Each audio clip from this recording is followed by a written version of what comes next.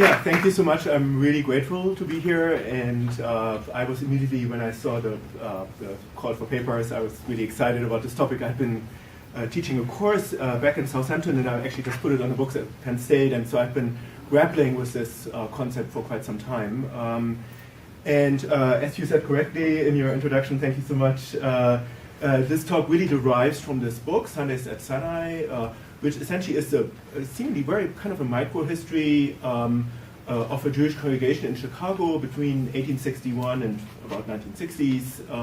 But it's really an attempt to tell a much bigger story, really an urban history of Chicago through the lens of the history of this congregation, which comprised a number of very engaged, civically engaged men and women in Chicago.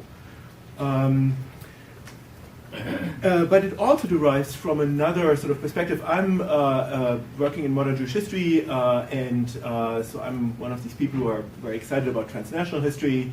Modern Jewish history, as migration history, which is my other field that I'm really working in, are still very much beholden to the nation-state paradigm, so for the period after 1800. And so most migration historians continue to work on just one country, people immigrating to the United States or immigrating to Norway or wherever, and the same is the case for Jewish history. So modern Jewish history is very much French Jewish history, Anglo-Jewish history, American Jewish history. They're still pretty separate.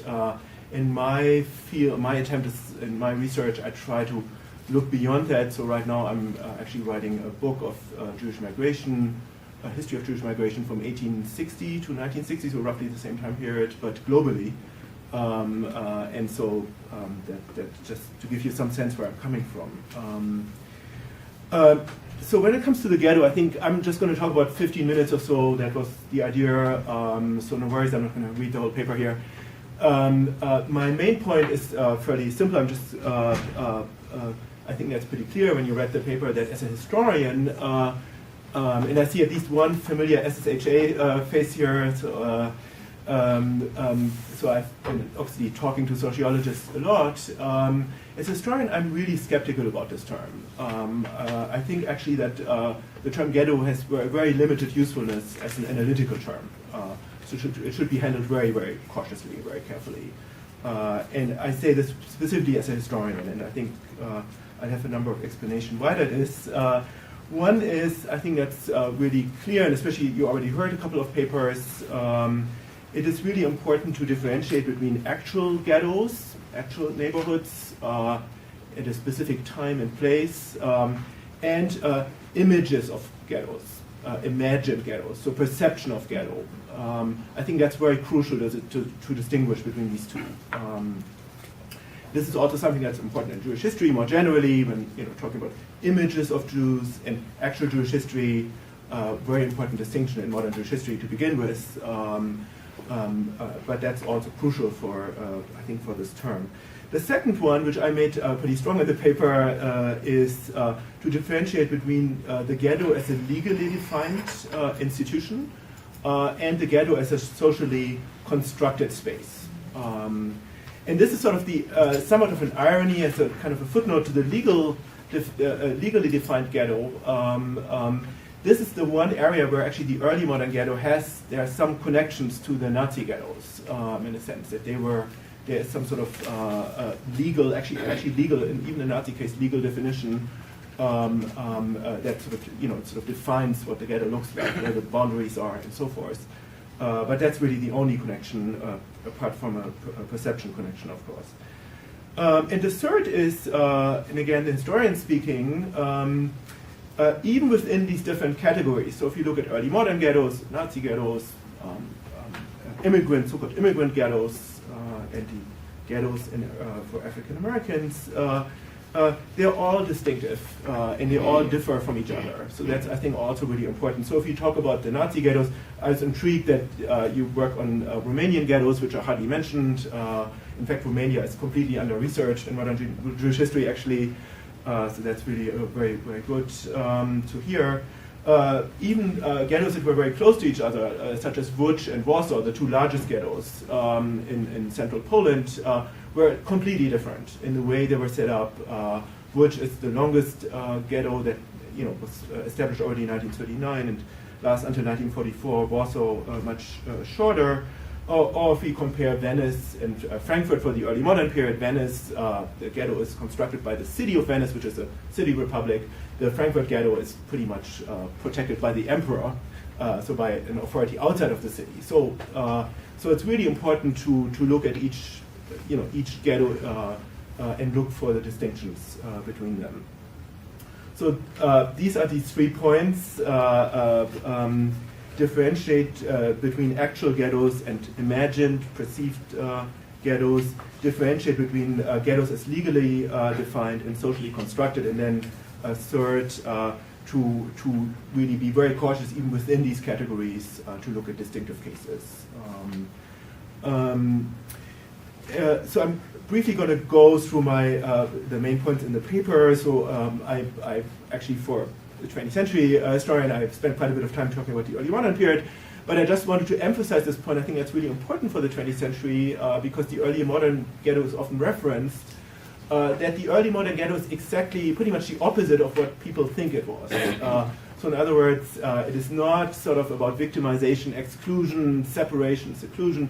In many ways, and Benjamin Ravid was already here, and I think he is an early modern historian, so I think he could, as a modern historian, I think I'm more provocative in taking some of his research, but in a sense, the early modern ghetto highlights, in my opinion, a Jewish agency.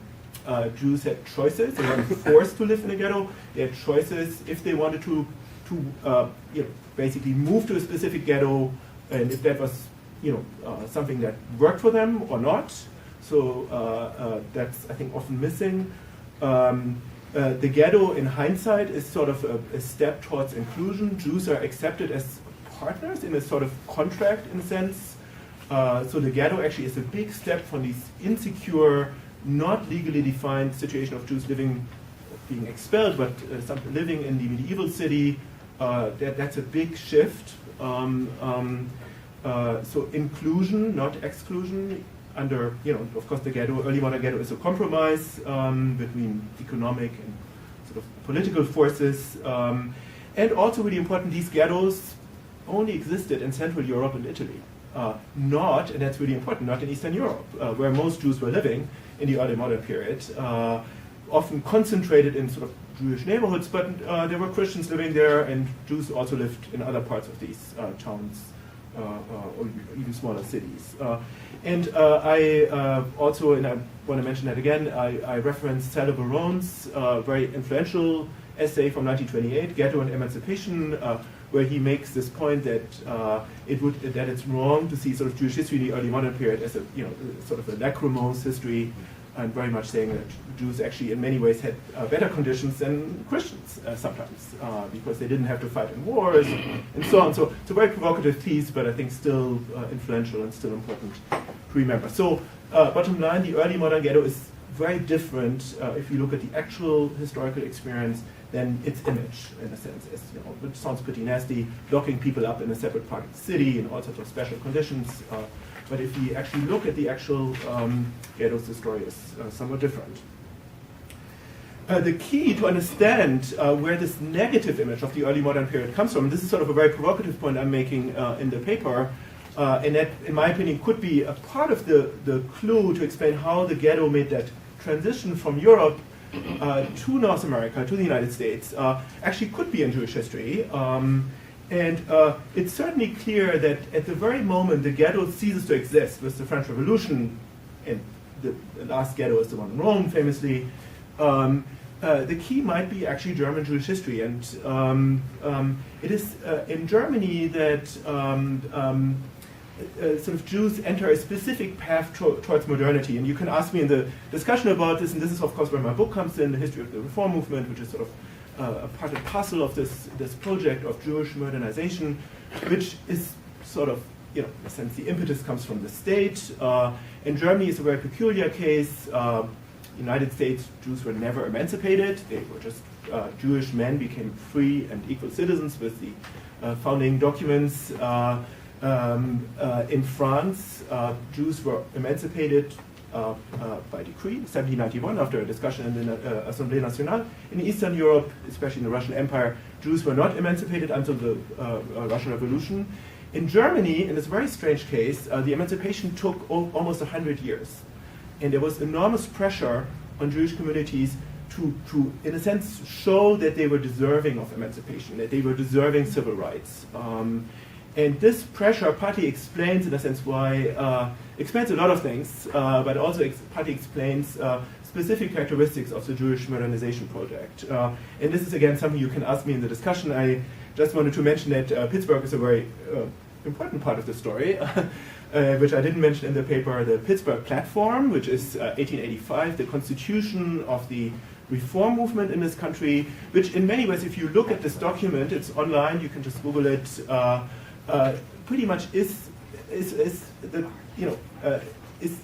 very similar in some ways to the founding documents of this country, because the reform movement, as it originated in Central Europe and the United States, of course, are both based in Enlightenment ideas very strongly, as Reform Jews were, of course, very much aware of, and you find this in this Pittsburgh Platform of 1885. So German Jews, as they sort of became modern and were basically constantly reminded that they had to change, had to distance themselves from the past, and very much took this on board, began to distance themselves from, in a sense, or began to take a critical approach, I should say, to the Jewish past. And that meant, in a sense, that a negative image of, in that very quickly the term ghetto became quite central in that, that there was a negative image of the Jewish past. So modern Jews were not traditional, they were not isolating themselves, and so forth. And so the ghetto became a synonym for isolation, separation, backwardness, traditional Judaism, and so forth. But at the same time, as I point out, and this is also another interesting aspect in this dialectic, there's also sort of a loss of Jewish authenticity and sort of a nostalgia for the Jewish life that's disappearing.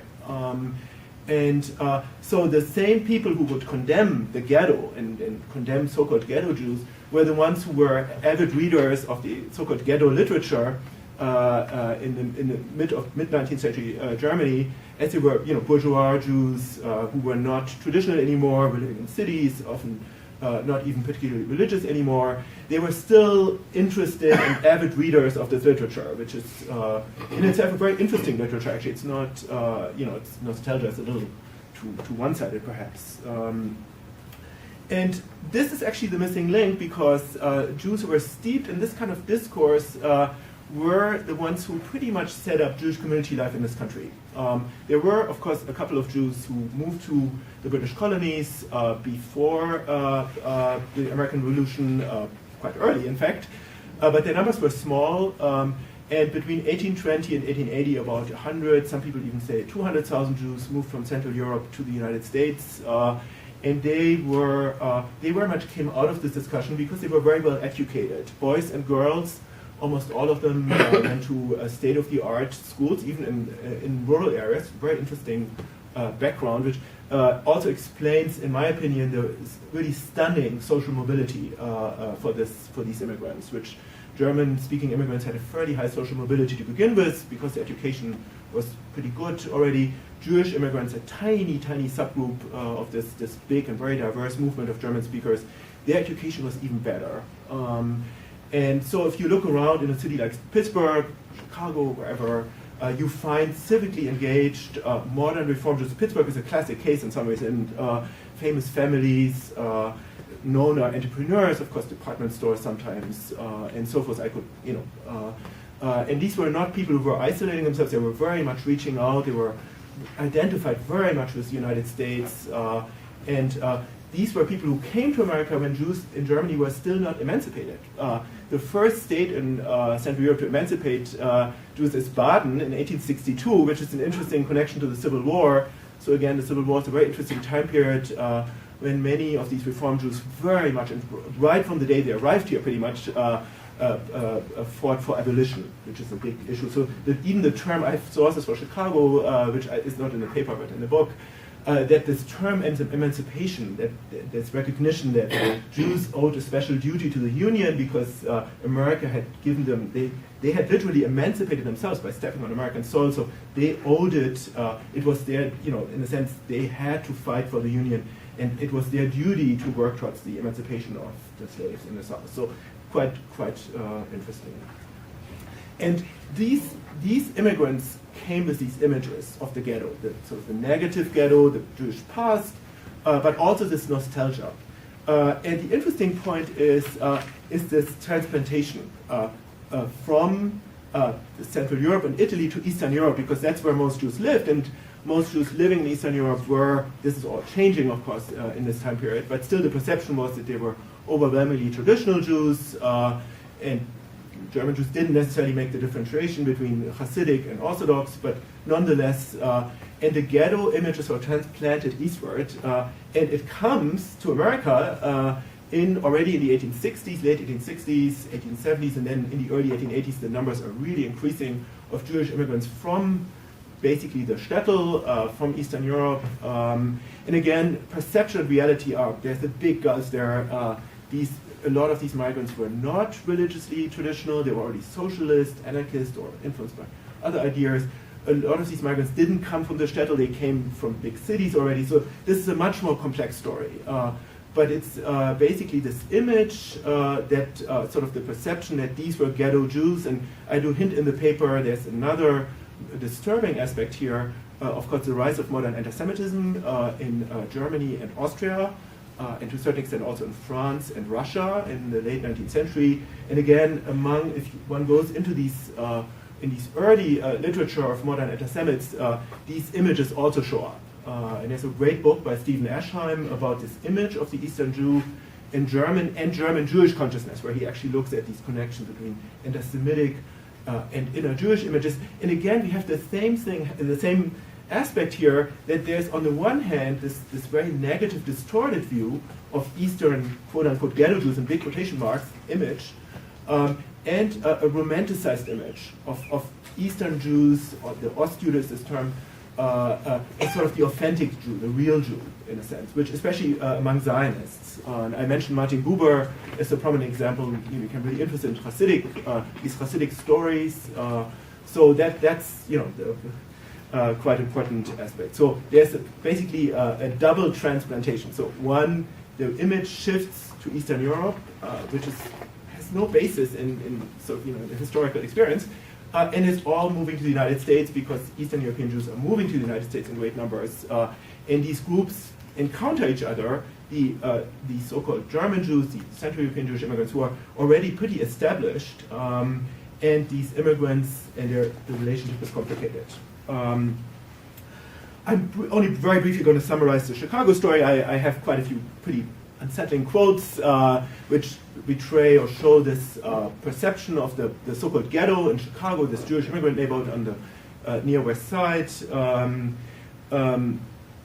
But also, and this is where the story becomes interesting, and I think that requires much more research for other cities, the same established Jews who were sort of coming to terms with the mass immigration of Jews to Chicago, and the same happens in New York and Philadelphia, the other two big cities which attracted a lot of these immigrants, are also very engaged in sort of reaching out to African Americans.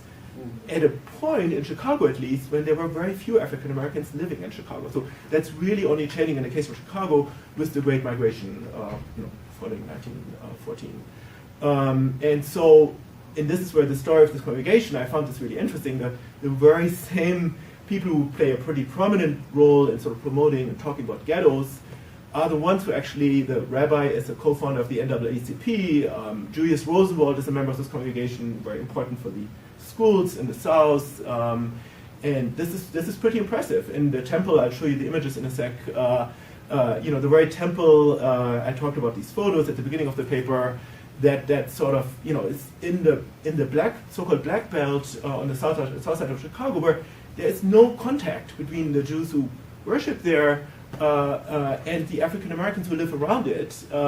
Is actually in 1912 when it's dedicated. The opening venue for the fourth meeting of the NAACP, and pretty much all prominent names, Du Bois, I.W. Wells, all passed through that building, which I find sort of interesting. In 1967, Martin Luther King Jr. gave one of his last sermons in this very sanctuary. It's still there, so if you're in Chicago, don't miss the building on Martin Luther King Boulevard. It's an amazing building. It's huge, really fascinating, interesting history. And then, of course, once the building is in this area after the Great Migration, for a number of reasons they can't move it. The Depression stops that. And so there is this sort of lack of interaction until in 1944 the congregation leaves, moves to Hyde Park, and then of course in the 1950s this whole story of urban renewal and also the lack of engagement with civil rights from this very congregation. And I see this in some ways as a loss of this original message of the reform movement, of which is very universal, very inclusive.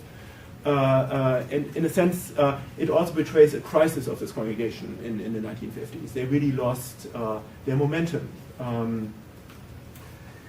So the bottom line to really to conclude this, I think as a historian, I think it's really worthwhile to take the long view. So there's a lot in this paper about other ghettos. So I'm not just talking about Chicago in the 20th century, but I think that's important. And I think my point is we probably need other terms to really describe, or we should look for other terms to describe what, if there are commonalities or similarities between these different so-called ghettos. I'm pretty skeptical whether the term ghetto is useful in this context. And I did not really talk about the Nazi ghettos. In my opinion, that's only another reason why this is contaminated, this term, literally contaminated. And actually, if one looks into the history, so I also did increasingly do research on this period for my migration book. The Nazis did not consistently use the term ghetto, so that's also another aspect that should be noted. Some ghettos were called ghettos, but others had all sorts of different names. So there's no concerted sort of central guidelines issued by maybe the main security office or the SS to call these areas ghettos. They have all sorts of different names, so there's a lot of local stories going on. So I already mentioned the differences. So, and I think that serves as a warning to be even more cautious. I see the Nazi ghettos as institutions sui generis that has very little to do and should probably not be part of the story. That's sort of my point. Okay, that's it. Thank you for your attention. Okay, thank you.